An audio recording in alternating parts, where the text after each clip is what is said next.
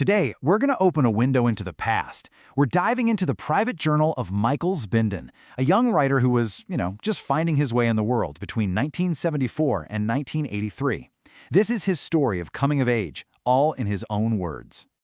Right out of the gate, Zbinden tells us exactly what this is all about with this really powerful mission statement. See, this isn't just a diary for him. It's an offering. It's an attempt to connect with someone. He truly believes that his art has to resonate with someone else to mean anything. And that sets this incredibly thoughtful, contemplative tone for everything we're about to see. So, let's start exactly where he does, the preface. Think of this as his direct invitation to us, his readers from the future, where he kind of lays out the ground rules for stepping into his world. He's basically telling us how to read his journal. He asks us to take our time with it, to be ready for the good stuff and, well, the defilement.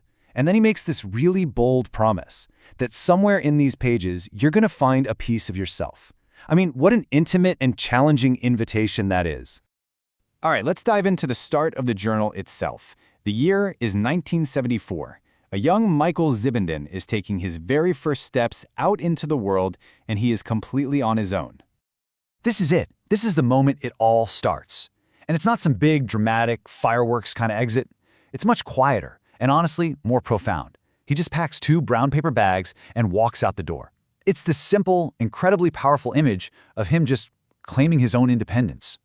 And this is what that independence looks like at first. His new apartment is totally empty. Blank walls, bare floors. It's a blank canvas. And you can feel the weight of it when he writes, "Michael, this is your time, your will. What you do now will define you." Wow, the pressure and the possibility are just jumping off the page.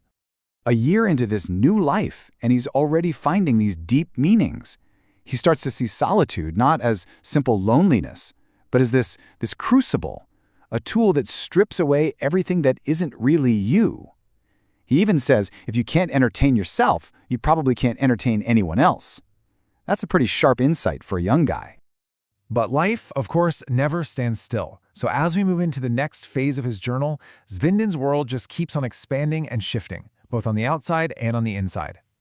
You can literally trace his journey right here on this timeline. From Somerville to Dorchester, then to Winthrop right by the sea, and eventually over to South Windsor, Connecticut. Each one of these moves marks a whole new chapter, a new stage of figuring himself out. His physical path is a perfect mirror for his internal one. And you can see him here, really wrestling with these big, foundational ideas. In 1976, he decides to redefine what honesty means to him. It's not just about not telling lies. It's about generosity. It's about having the guts to give someone all the facts they need, even when it's uncomfortable. That is such a mature, active way to think about honesty. And right here, his whole understanding of relationships just gets deeper. To Zbinden, a real friendship isn't about how much you like someone. No, it's about how they make you feel about yourself. That's a huge shift in perspective, right? It goes beyond just liking a person to understanding how they shape your own identity. Okay, let's jump to the final years of the journal. By this point, Zbinden is older, and his thoughts on love, friendship, and loss, well, they've got a whole new level of weight and wisdom to them. This short, sharp little piece from '83 is, well, it's devastatingly clear. He draws a hard line. Hurting a lover, that happens when you speak hard truths, and it can be forgiven over time. But destroying a friend, that's done by not speaking, by holding back. And that, he says, is never forgotten. It's a really stark warning about trust. And then he offers this incredible piece of advice on love. It's just a profound realization.